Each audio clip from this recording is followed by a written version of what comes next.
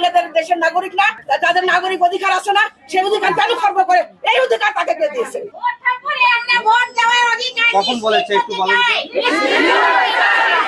বোরখা নিয়ে কটূক্তির অভিযোগে বগুড়ায় নির্বাচন কমিশন কার্যালয় ঘেরাও করে বিক্ষোভ করছেন জামায়াত শিবিরের নারী নেতৃবৃন্দ।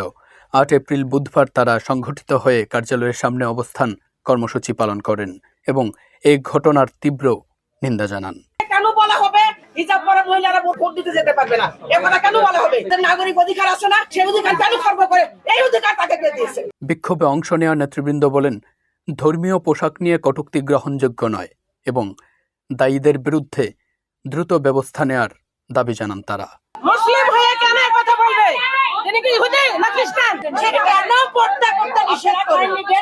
শুধু ওনার কাছে বলবো যে আমরা ভোট সেন্টারে যেতে পারবো কিনা। এ সময় তারা স্লোগান দেন এবং লিখিত অভিযোগ দেওয়ার কথাও জানান।